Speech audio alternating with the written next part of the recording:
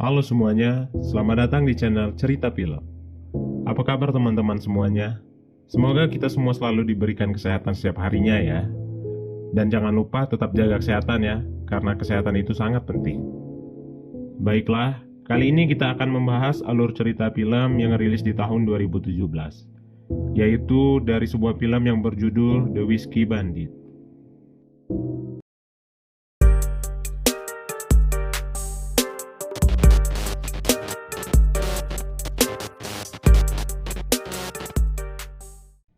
Film ini menceritakan tentang bagaimana kerasnya perjalanan hidup aktor utama kita yang bernama Attila Amburs, yaitu orang kebangsaan Romania yang pada saat ini hidup di negara yang menganut sistem pemerintahan komunis. Lalu, bagaimana kisah selengkapnya? Tanpa berlama-lama lagi, langsung saja kita masuk ke alur ceritanya. Film ini berlatarkan pada tahun 1993. Sejak kecil, ia hidup dalam ekonomi yang serba kekurangan bersama neneknya. Dikarenakan ibunya meninggal sewaktu ia masih bayi. Sedangkan sang ayah memilih untuk hidup sendiri dan melantarkan Attila. Sampai akhirnya, nenek yang selama ini setia merawatnya dengan penuh kasih sayang pun meninggal dunia. Attila yang saat itu baru pulang ke rumah dari bermain dan mengetahui bahwa neneknya telah meninggal dunia pun menjadi sangat sedih ketika mendengar kabar itu.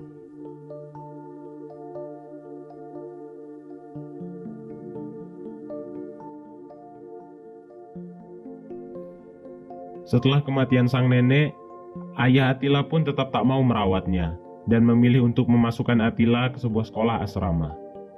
Di sekolah asramanya itu pun, Attila dikeluarkan dari sekolah dan dilaporkan ke polisi karena ketahuan mencuri sebuah barang milik kepala sekolahnya. Setelah itu, Attila pun ditahan dan dimasukkan ke dalam lembaga rehabilitasi anak.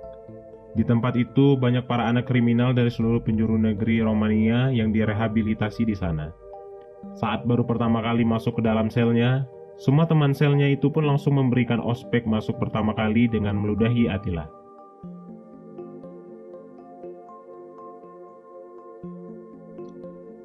Waktu pun terus berlalu. Pada akhirnya, setelah menjalani rehabilitasi anak, Attila pun mengikuti wajib militer yang diadakan oleh pemerintah Romania. Di sana, dia dilatih agar menjadi prajurit yang hebat dan mahir menggunakan senjata.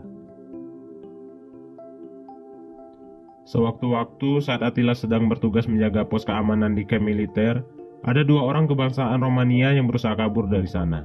Saat Attila hendak menembak mereka berdua, ia merasa tidak tega dan mengurungkan niatnya. Akan tetapi, tiba-tiba ada rekan tentara Attila yang menembak habis dua tentara yang berusaha kabur tersebut. Attila pun menyadari bahwa kehidupan di bawah pemerintahan komunis tidak akan bisa merubah kehidupannya menjadi lebih baik, di mana dia hanyalah seorang tentara dengan gaji yang sangat kecil. Di malam itu juga, Attila pun memutuskan untuk kabur dari tempat tersebut untuk menuju ke Hungaria, dikarenakan pemerintahan di sana menganut pemerintahan demokrasi, di mana dia merasa kesempatannya untuk memperbaiki kehidupannya di sana pun menjadi lebih besar, karena tidak adanya sistem diktator yang saat ini dianut oleh Romania. Attila pun kabur menuju Hungaria dengan cara bergelantungan di bawah kereta menggunakan ikat pinggangnya, dengan tujuan akhir di salah satu stasiun di kota Budapest, yaitu ibu kota dari Hungaria.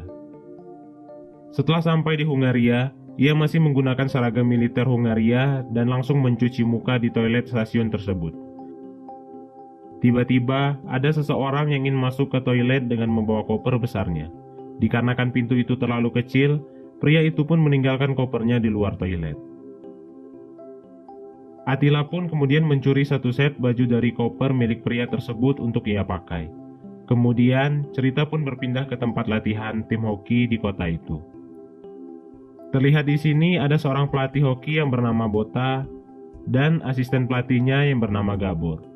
Gabor pun mengatakan kepada sang pelatih bahwa ada seorang yang menelpon dirinya dan mendaftarkan diri sebagai penjaga gawang di tim hoki tersebut.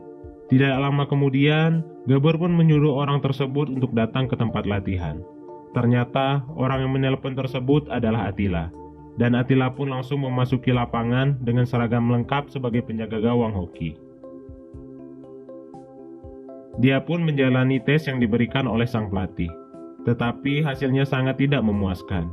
dikarenakan ia tidak bisa menghalau bola yang ditembakkan ke arah gawang oleh pemain lain. Akan tetapi, dikarenakan sang penjaga gawang utama dari tim hoki tersebut sedang sakit dan tidak bisa berlatih, Gota pun mempersilahkan Attila untuk sementara menggantikan posisi penjaga gawang tersebut. Tetapi, tentu saja ia tidak akan dibayar sepeser pun dengan menjadi seorang penjaga gawang. Attila hanya akan dibayar jika dia melakukan tugas untuk membersihkan peralatan tim hoki tersebut.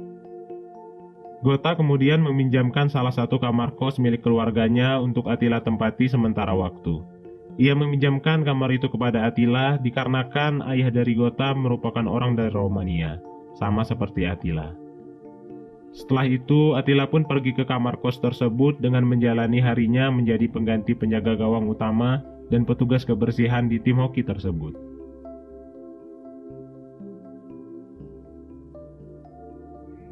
Scene pun berpindah kepada Attila dan teman-teman klub hokinya yang sedang bersenang-senang di suatu bar. Di sana, Attila melihat seorang wanita yang sedang melintas di depan bar tersebut. Karena kecantikannya, Attila pun terpesona dan berusaha untuk mengejar dan mengajak wanita tersebut untuk berkenalan. Attila pun terus mengikutinya hingga sampai ke sebuah stasiun kota. Di sana, Attila berhasil mengajak wanita itu berbicara.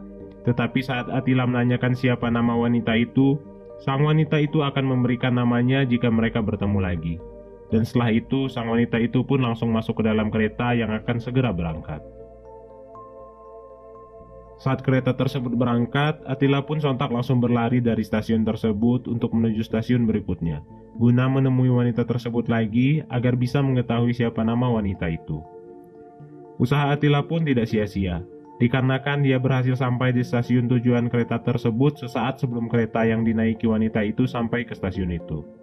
Dan akhirnya, ia pun berhasil berkenalan dengan wanita tersebut. Sang wanita pun akhirnya memberitahu bahwa namanya adalah Kata. Cerita pun berpindah ke Attila yang sedang mengunjungi kantor imigrasi untuk mengajukan permohonan agar dapat menjadi warga negara Hungaria. Tetapi petugas di sana memberikan persyaratan dokumen yang sangat rumit, sehingga Attila pun dipastikan tidak bisa untuk memenuhinya, dikarenakan banyak dari dokumennya yang sudah hilang. Keesokan harinya di tempat latihan, Attila pun mengobrol dengan salah satu rekan satu timnya yang bernama Zero. Di sana ia bercerita perihal pengalamannya mengajukan perpindahan kewarganegaraan menjadi warga negara Hungaria yang tidak bisa ia penuhi kemarin. Zero pun mengatakan bahwa pacarnya memiliki paman yang bekerja di pemerintahan dan bisa untuk membantu Attila untuk menjadi warga negara Hungaria menggunakan jalur orang dalam. Tetapi biayanya lumayan mahal. Attila pun kemudian meminta Zero untuk mempertemukannya dengan paman dari pacarnya tersebut. Sebelum bertemu dengan paman dari pacarnya Zero, Attila pun menemui Zolti, salah satu teman klub hokinya juga, untuk meminjam beberapa uang guna membayar jasa perpindahan kewarganegaraan dengan menggunakan orang dalam tersebut. Di hari berikutnya, Attila pun bertemu dengan paman dari pacar Zero yang bernama Miki. Di sana, Miki bersedia membantu Attila untuk berpindah kewarganegaraan asalkan uang sogokannya terpenuhi. Ternyata uang yang Attila dapatkan dari pinjaman yang diberikan Zolti itu ternyata masih kurang. Tetapi Attila terus memohon kepada Miki untuk tetap membantunya. Dan Miki pun setuju dengan satu syarat, yaitu Attila harus tetap membayarkan uang sogokan tersebut jika uangnya sudah terkumpul dan uang yang dibawa Attila saat ini hanya dianggap sebagai uang muka. Beberapa minggu pun berlalu, tetapi Attila masih belum bisa mendapatkan uang untuk membayar jasa perpindahan kewarganegaraannya itu. Dan ia pun belum bisa mengembalikan uang yang ia pinjam dari Zolti. Terlihat Attila yang mendatangi kantor Miki untuk bernegosiasi agar Miki dapat memproses terlebih dahulu perpindahan kewarganegaraannya itu. Tetapi Miki di sini menolak dan mengusir Attila. Miki juga mengatakan bahwa dia boleh menemuinya jika uangnya sudah cukup. Di malam harinya, Kata pun mengundang Attila untuk makan malam di rumahnya bersama dengan kedua orang tuanya. Di tengah makan malam, Kata pun disuruh oleh sang ibu untuk membuat jus di dapur. Saat Kata pergi ke dapur untuk membuat jus, orang tua Kata pun bertanya kepada Attila tentang latar belakang keluarga dan pekerjaan Attila. Tak hanya itu, ibu Kata pun menanyakan apakah ia mempunyai mobil atau tidak. Dan jawaban dari Attila pun sangat tidak memuaskan bagi orang tua Kata.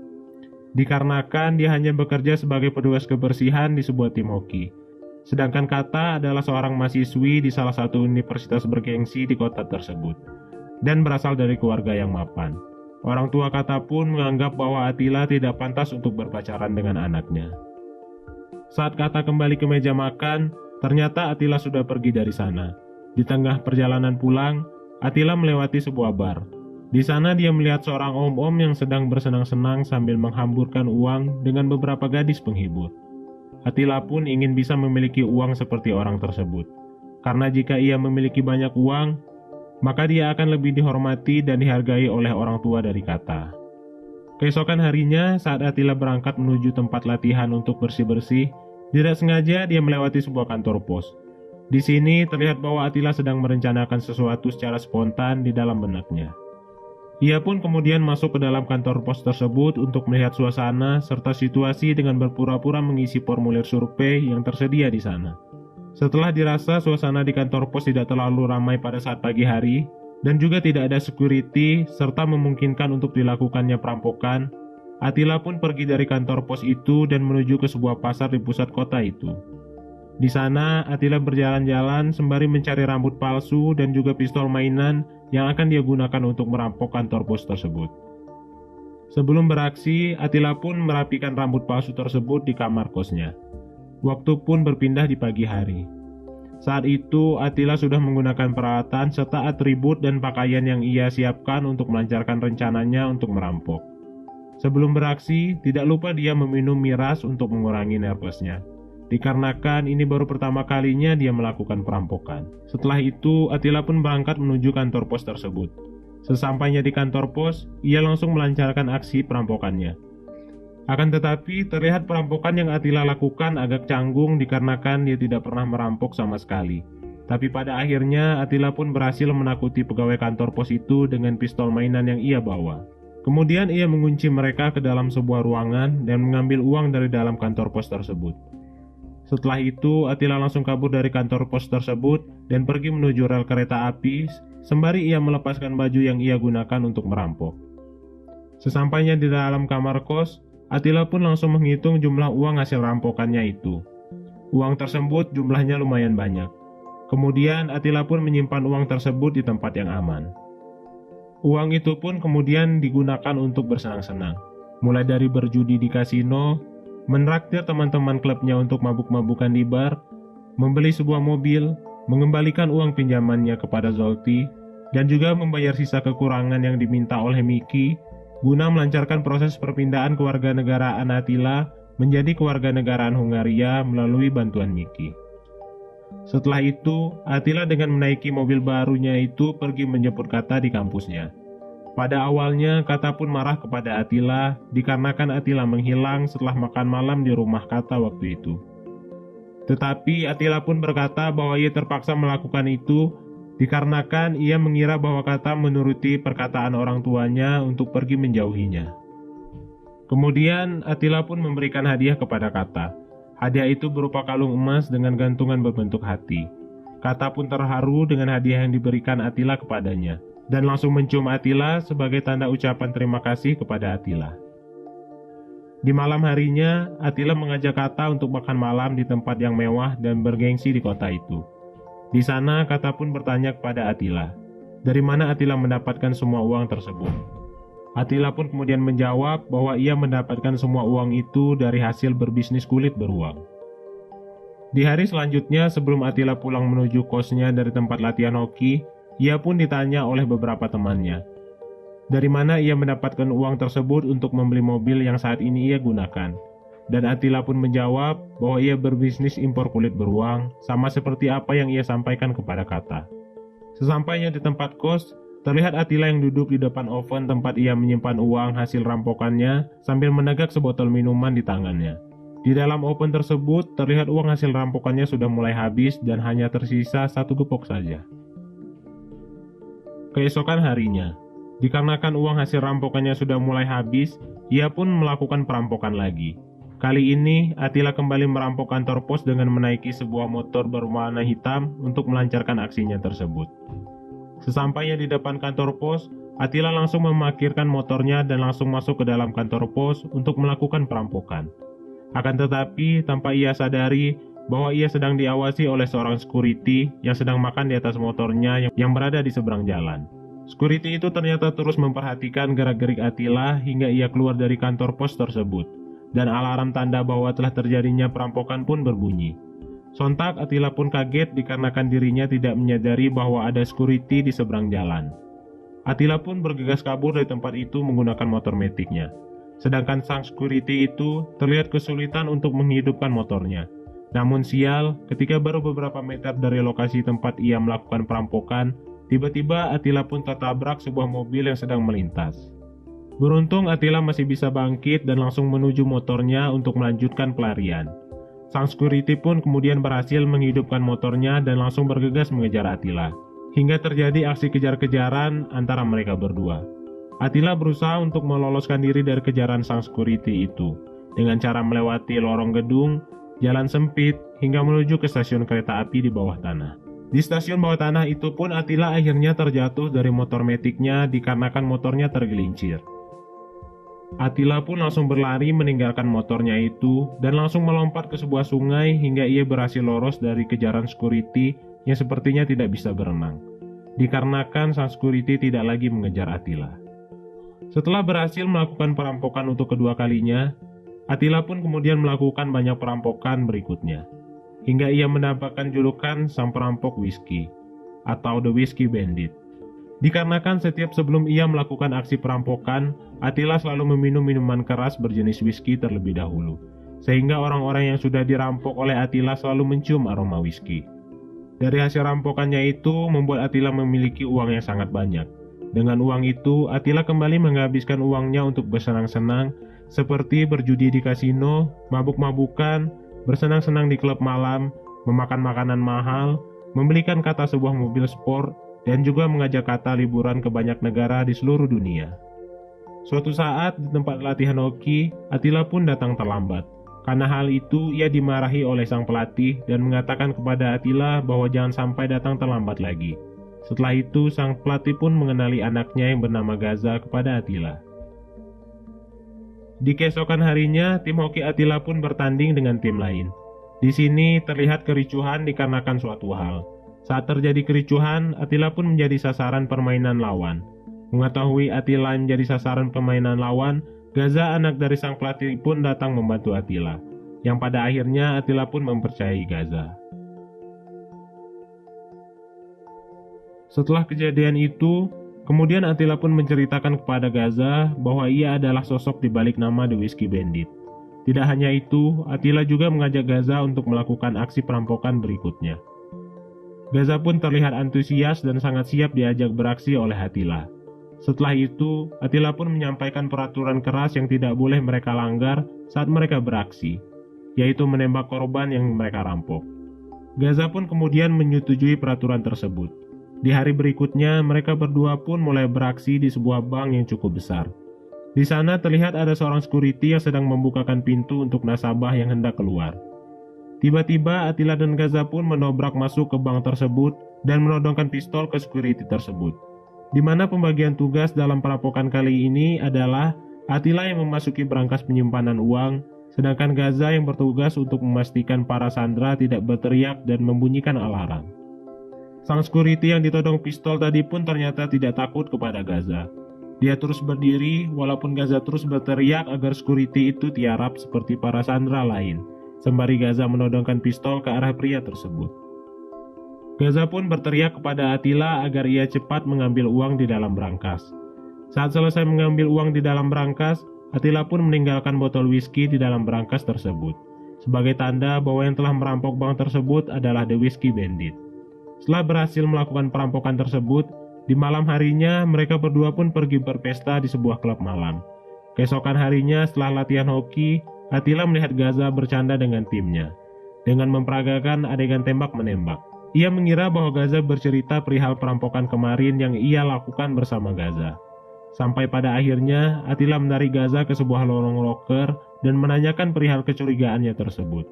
Gaza pun mengatakan bahwa dia tidak menceritakan perihal perampokan yang mereka lakukan kemarin, dikarenakan itu sangat berbahaya. Hari pun berlalu.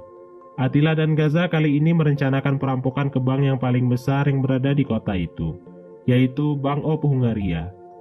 Sebelum melancarkan aksinya, mereka berdua mengintai bank itu terlebih dahulu, dengan harapan aksinya bisa berjalan lancar. Setelah mereka merasa rencananya cukup matang, mereka berdua pun langsung menerobos masuk ke Bank of Hungaria. Begitu masuk ke dalam bank, Attila langsung menghentikan security yang hendak mengambil pistolnya, dan kemudian menyuruh semua orang untuk tiarap, tetapi mereka berdua tidak sadar jika di depan bank tersebut sedang ada pekerjaan perbaikan jalan. Sontak para pekerja perbaikan jalan itu pun bisa melihat dengan jelas aksi perampokan yang dilakukan oleh Attila dan Gaza dari luar, dikarenakan kaca bank itu tembus pandang. Saat perhatian Attila dan Gaza sedang teralihkan karena mengetahui orang dari luar bank itu bisa melihat ke dalam, sang security bank pun berlari dengan sangat cepat ke arah brankas. Kemudian ia mengunci pintunya dari dalam. Sontak Attila pun langsung mengejar security tersebut. Tetapi naasnya, security itu tidak mau membukakan pintu ruang brankas tersebut. Attila pun menemui sang manajer bank, kemudian menodongnya dengan pistol dan menyuruh sang manajer untuk membukakan pintu brankas tersebut. Tapi sang manajer itu tidak mau membuka pintu brankas tersebut dan lebih memilih ditembak daripada ia harus dipecat dikarenakan membuka pintu brankas tersebut. Karena peraturan Attila adalah tidak boleh menembak siapapun pada saat beraksi, akhirnya Attila dan Gaza pun hanya mengambil beberapa uang dari konter admin saja. Kemudian mereka langsung pergi keluar dan melarikan diri. Saat mereka keluar dari bank tersebut, banyak warga yang berusaha menghalangi mereka. Tetapi karena mereka membawa pistol, para warga yang menghalangi berhasil ditakut-takuti dengan cara menembakkan pistol ke arah tanah. Tetapi walau begitu, masih tetap ada warga yang mengejar mereka. Mereka berdua pun lari dari sana dengan cara berpencar. Attila pun kemudian merampas mobil pengendara yang sedang melintas dan menggunakan mobil itu untuk melarikan diri dari tempat itu. Saat ia sudah berhasil menaiki mobil tersebut, ada seorang warga yang nekat melompat ke samping jendela mobil tersebut. Tetapi pada akhirnya orang itu pun terjatuh. Saat sedang dalam pelariannya, ia bertemu dengan sebuah mobil polisi yang langsung mengejarnya. Seketika kejar-kejaran pun terjadi antara Attila dan sang polisi, di mana menyebabkan mobil yang dikendarai oleh Attila dan polisi itu pun menabrak. Polisi itu pun langsung menodongkan pistol ke arah Attila. Tetapi di saat yang tepat, Attila berhasil menghidupkan mobilnya dan langsung kabur dari sana. Akan tetapi, polisi lain masih mengejarnya sambil menembaki mobil Attila dari belakang. Dan pada akhirnya, mobil yang dikendarai Attila pun kembali menabrak. Tetapi saat polisi mendekati mobil tersebut, ternyata Attila berhasil kabur dan tidak berada di sana lagi. Sesampainya di kamar kos, Attila langsung membersihkan luka di tubuhnya akibat terkena serpihan kaca dari hasil kejar-kejaran sewaktu ia melarikan diri dari kejaran sang polisi tersebut. Setelah itu, tiba-tiba Kata pun datang ke tempat Attila. Dan akhirnya Kata pun mengetahui apa yang selama ini Attila lakukan dan dari mana uang tersebut Attila dapatkan. Tetapi Kata tidak terlalu mempermasalahkan hal tersebut, dan ia membantu Attila membersihkan lukanya. Setelah itu, Attila pun langsung menitipkan sisa uangnya kepada Kata. Cerita pun berpindah pada Attila dan Gaza yang sedang bertemu. Attila mengira Gaza tertangkap pada saat sedang berusaha kabur dari kejaran polisi. Tetapi Gaza pun mengatakan bahwa ia terlalu cepat untuk ditangkap. Mereka pun berdiskusi perihal perampokan selanjutnya, di mana mereka akan merampok bank yang tidak kalah besar dengan Bank of Hungaria. Di sini Attila berpesan kepada Gaza, jika dalam pelarian selanjutnya ada salah satu dari mereka yang tertangkap, maka salah satu dari mereka yang tertangkap tidak boleh buka suara sampai 3 jam lamanya dari waktu mereka tertangkap.